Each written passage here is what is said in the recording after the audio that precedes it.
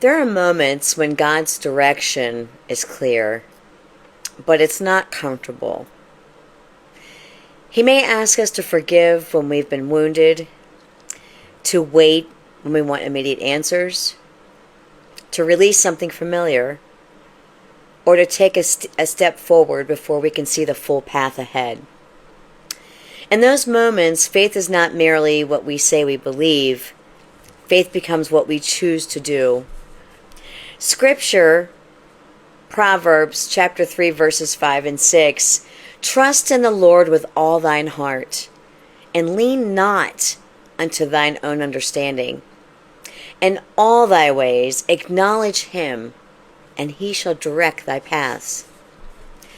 The scripture doesn't say to tell us to understand everything before we trust God. It tells us to trust him with all our heart. God sees what we can't see. He already knows the outcome, and he understands every delay, every closed door, and every season that feels uncertain to us. I suffer a father wound. I was abused as a child from the time I was 5 years old, and when I became a teenager at 13, I suffered physical and sexual abuse. This resulted into trauma, which resulted into PTSD, in which I suffered most of my life with this condition. God sent me on a healing journey.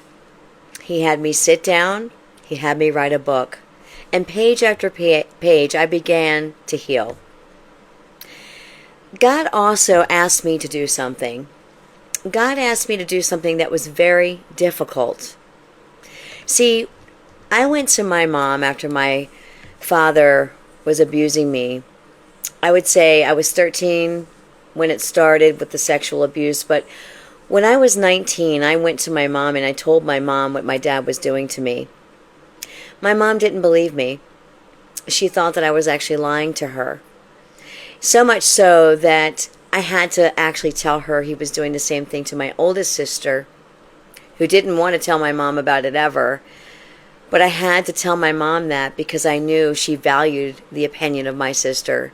So my mom went behind me and asked my sister if this information was true, and my sister vouched for that. She said it was. She said it was true. But even though my sister told my mom that, even though she vouched for me, my mom still didn't believe me. My mom carried a lot of resentment towards me for ever telling her what happened. In fact, my mom was downright abusive towards me many times in my life. She blamed me for my parents being divorced. She blamed me for it wrecking their marriage. There was a time when, back in 2019, my sister, who lived close to my mom at the time, was dealing with having to help my mother, who was in her beginning stages of dementia. My sister and her husband both work, and she didn't feel that she had all the time that was necessary for my mother. I was divorced at this time in my life, and so my sister had reached out to me, asking me if I would be willing to uproot my life and move in with my mom.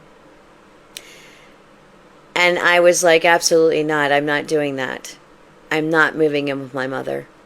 My mother and I didn't get along. My mother was very abusive to me. And there was no way in the world I was going to do such a thing. A couple weeks went by and my sister reached out to me again. She texted me.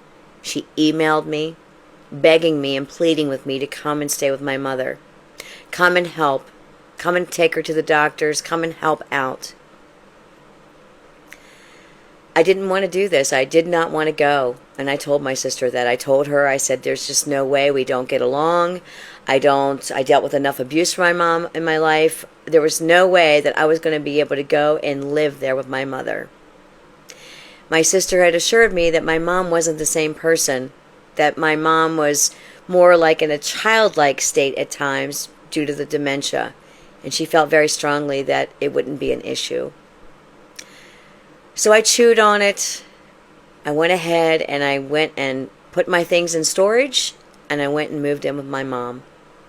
My mom lived 2.5 hours away from where I was living, so I was moving quite far away from my own children. I had uprooted my life to do this. I moved in with my mom.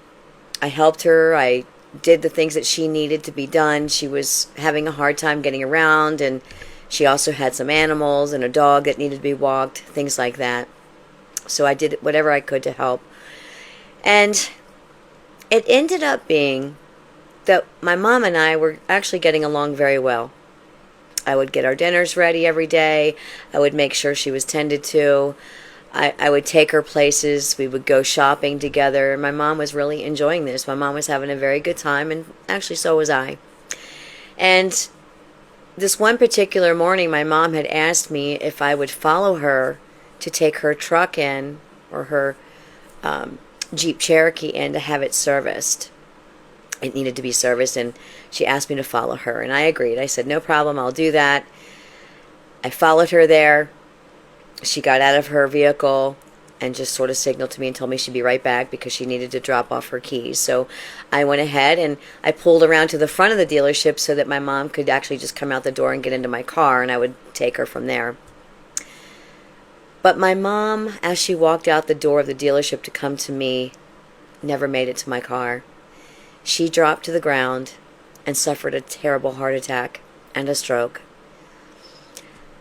I got help for her, and she ended up getting into the hospital. They did all that they could do for my mom, and my mom didn't make it past 5 days, and she passed away.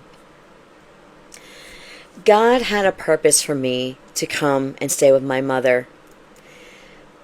It was very healing for me to be able to do this. And had I didn't know when my sister was asking me to come and stay with my mom. Of course, I didn't know that this was the reason, but God did. God knew what the outcome was.